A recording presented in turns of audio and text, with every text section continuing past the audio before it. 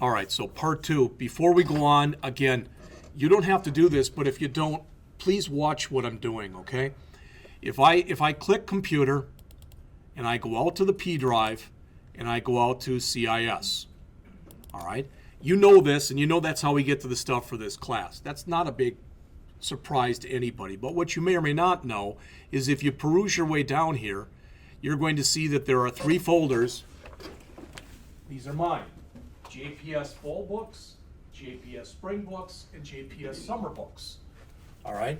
So for example, the books that you guys have now would have been in JPS Fall Books for Fall 2015 for Semester 1, and you click on the HTML file and it comes up looking like this, and these are the books that you guys have. All right?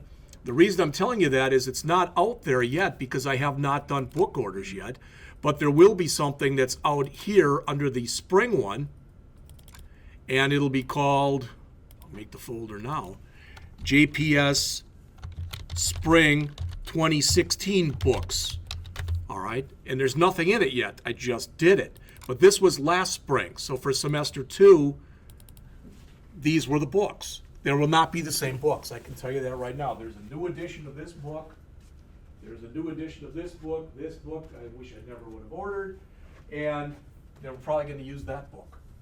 All right. But the reason I'm telling you that is you'll be able to go out there within the next few weeks by the end of October. All right. It might be before that. All right. I've been working with Denny on this because Denny is teaching this class and he's teaching this class. Even with that, my boss asked and she said, well, right now, I've got, in the online class, I've got 13 in the 163, the Relational Database Design class, and Denny has around 20. That's 33. So if everybody completes the class and signs up for the advanced one, I said, what happens? She said, would you be willing to teach an online one? And I said, yes, but she will only offer an online one if that one is full and there's a waiting list. See what I'm saying? So that's the other reason that she wants people to, or that everybody here wants people to apply as soon as possible. All right. So just so you see that stuff. The other thing is, I wanted to mention to you, and you may or may not agree with this, but probably the jQuery stuff is harder than the regular JavaScript stuff that we've been doing. All right? And I showed you the site I'm about to go out to. I showed it to you at the beginning of the semester. You may or may not remember it. But there is a site that's called it-ebooks.info. If I go out there, these are all books that you can get. You can get PDF copies of for free. So if I type in here jQuery, they don't have your book, but they have probably 30, 40, 50 books. And some of them are better than others. But you may decide that, I'd like to learn this jQuery, and, I don't really like the fact that we only have a chapter on it in our book. Well, you can go out there. Here's these head first books. Some people really like these. They're a little bit comedic in the way that they're written. All right. And so if I go out there and I choose ebook download, boom, it'll say there it is right there. All right. It's going to take half a minute, but you get the idea. So you've got that book. All right, and you can type in anything you want in there. So if you're working with Microsoft Access and you don't like the book, you can type that in. Next semester, you'll have Java, you'll have et cetera. And people say to me, well, why don't you go through this, and why don't you just get your books out of there so we don't have to pay anything?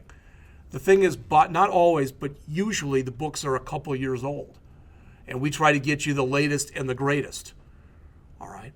And I have already done that, or I've used them as supplementary material, but a lot of people like to go through that and dig stuff out. So just to show you that it's there if you are interested. All right, so I want to jump back to the code. So we've gone through a few of these examples, and we're going to go through a few more of them right now. I just want to close that. I don't need that open at all. All right. So there's really about 3 more examples here that I wanted to show you. And what I've done is I've gone through here and I've commented out those H1 tags. I could have just removed them, but I commented them out. Okay? And now that I look at it, this style tag with this box stuff in here, I shouldn't have put that in line, but I did. No excuse. I just did. All right? So if you look at this example, what are we saying? This right here says to create a div that's got an ID of box. All right. Well, and up here, you'll notice that what we're saying is for an ID of box, it has a width of 100 pixels, a height of 100 pixels, a border that's 1 pixel solid orange, and a 20 pixel margin. All right. So in other words, when I end up running it, that div that's called box is what you see right there. All right. So if I want to totally change the size of it, and I bump this up to 400, and I bump that up to 400, and I bump the border up, let's say, to a 4 pixel border, all right, and I give it a 30 pixel margin as an example. If I do all that, then it's not so little anymore, all right, but you get the idea, okay? So what we're doing is we're coming in here and we're saying, literally, just put this div in there for us. That's it. Just put the div in there, okay? Then when I jump back into this file right here, I put this example in because what I wanted to show you, and just for now, I can always go back and reload it later. So I'm just going to get rid of all this stuff that I created before. The stuff we talked about, good, it's gone. But what I want to show you now is, in English, what we're saying here is, okay, this ID that's called box, when you click on it, call a function that's called when mouse is clicked. All right. And then, in this box, when your mouse leaves that box, call a function that's named when mouse leaves. Does that make sense? All right. So you'll see it in just a second. But if you look at this, these look very similar to the type of functions that you wrote. Except what we're doing is we're manipulating the HTML that's on the page. So what we're saying here is when the mouse is clicked, inside of that box, we want you to add some HTML. And in particular, an H2 tag that says, you clicked me. And that should have said H2. So should that. All right. And then when you leave, we want to add some HTML that says, where are you going? All right. So if I go back and run this, and I take my mouse and put it in here and click, you see what happens. When I remove, you see what happens. All right. And remember, I still have that reset file in there. That's why it's not bigger than it is. So I should have commented on that reset file. But the idea is what this shows you is when you've got a mouse over and when you've got a mouse out. And the reason that that's important is sometimes you see that on a site. If you take your mouse and you put it on something, a pop-up might come up or something else. All right. But the idea behind this, and what I wanted you to understand here is we are calling, quote, regular JavaScript functions, unquote, from inside of jQuery. So on the click event, when you take your mouse and you click inside of the box, call this function. When your mouse leaves the box, call that function. Does that make sense? I mean, conceptually, what's happening there? Because this is a lot of the dickering around that you do with jQuery. All right? There's other stuff that you can do with it too, and I mentioned this the other day. When we get into writing this site, which will be in the next couple weeks, but when we get into start writing this site, we're going to create a very simple HTML form. All right? And that's the one I'm going to put out there and just everybody can copy. And there'll be 5, 6, 7, whatever fields in it. And then we'll look at it with doing absolutely no validation in it. And that's a bad thing to have happen. We'll talk a little bit about data validation. Then we'll talk about different ways to validate it. Using just the built-in stuff in HTML5. Using just the stuff that's in JavaScript. And then we'll do it using jQuery. So you can see what that's like. All right? All right. So that's that one. The next one here. I don't know if you've ever seen this site before. Got way too much stuff open, but that's fine.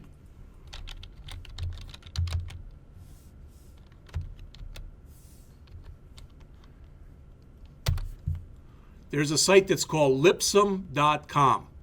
And you oftentimes, believe it or not, see the junk that's in here. You see it in websites when people are starting to create them.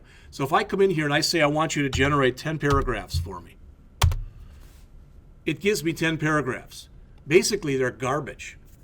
Lorem ipsum is some Latin phrase, I think. Okay? But the point is, you can go out there and you can have it generate stuff for you, and that's what I do. It's much easier than me typing in something and then having to copy sentence after sentence after sentence, etc. This is so popular that there are about 30 or 40 different offshoots of Lipsum. All right, we were kidding that one of the guys who was a lab assistant last year, he's a bacon fanatic, and there's a bacon Lipsum that it just has different names of different meats. There's a Star Wars Ipsum. There's a there's a bunch of other ones. All right. So what does that have to do with anything? Not a lot, but just so you see, that's the paragraph. I told it to just generate a single paragraph. All right. So the idea is now we've got this paragraph, and now we're going to have two buttons in here. I shouldn't even say buttons, they're hyperlinks. They don't go anywhere. One says click to show, and one says click to hide. Well, hopefully that makes sense to you what's going to happen. Click to show, click to hide. Pretty obvious what's going on there? All right. And if we look at the associated jQuery that goes along with it, that jQuery is right here. So what we're saying is, I put an ID on both of those. I had the ID of one called show and the ID of the other called hide. All right. But this says when I click the button that's got an ID of show every paragraph. Now I only have one paragraph in here, but otherwise normally I would have given that paragraph an ID, and then that's what I'd have in there. Instead of a P tag, I have an ID tag. All right. This one says when I click it, hide it. All right.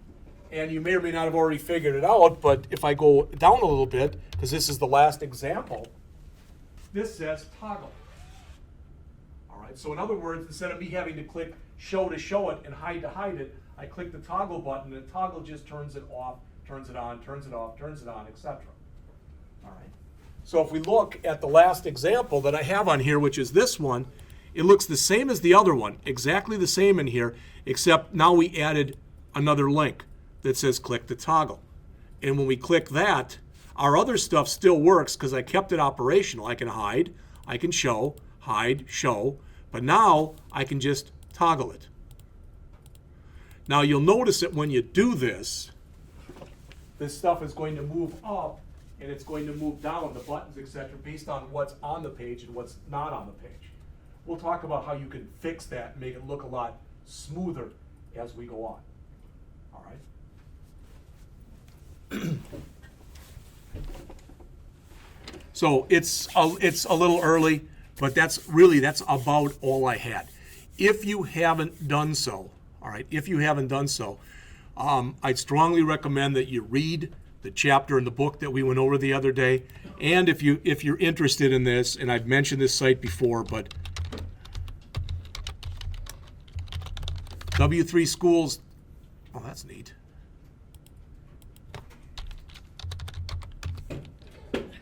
Okay. Too many O's. Ah, thank you. No, too old eyes. That's what it is. All right, thank you. So there's a jQuery tutorial that's out there under W3 Schools. You're not going to go through that and be an expert. This isn't the kind of thing that you're going to memorize and be good at. This is the kind of thing that you're going to practice it and practice it and practice it, and then you'll be good at it. So this has got more special effects than what I showed. All right. For instance, the hide and show, this is very similar to the stuff I just showed you. All right. So you see that. And again, but some of the stuff that we're going to go over next time is we'll go over the fade, for example. So when you click this, you can make stuff fade in and you can make stuff fade out. And then we're also going to go through some animation. Okay. And by itself, most of the examples are pretty simplistic in nature. That's not what's important. What's important is you start to see the idea of stringing things together. Because when we do this, notice what's happening here. That when you do this, what's happening? Well, it's moving. That makes sense. And it's also getting bigger. So we're stringing together a couple different things. We're telling it not only do we want you to move, but we want you to change the font size. All right? And we're doing it dynamically, and CSS by itself won't do stuff for you dynamically. All right? But using CSS along with the CSS selectors along with jQuery does allow you to do things like that. So that'll get us into where we start working with chaining, where you combine a bunch of stuff together. All right, so this says an ID of P1, you want to add a CSS class to it, make it red, you want it to slide up, you want it to take 2 seconds, and then you want it to slide back down and take 2 seconds. So in other words, when you look at it,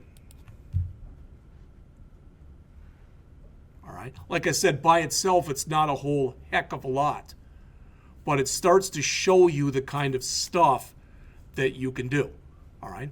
So the plan is for next week, on Monday of next week, I'm going to go through about a dozen more examples. The faster we get it done, the better. And then I'm going to give you a worksheet and tell you, now you try to do this and do this and do this. All right? And I might even put a couple things on there that you might have to look up. You're not going to turn this in. The idea is to just get you thinking in this mentality. Then in the rest of the class, we'll go over it. Then on Wednesday, we're going to build a couple sites. We're going to start building a real simple site as a class, just so you can get used to the different kinds of things you have to do when you're building a site. All right? Questions? That's enough.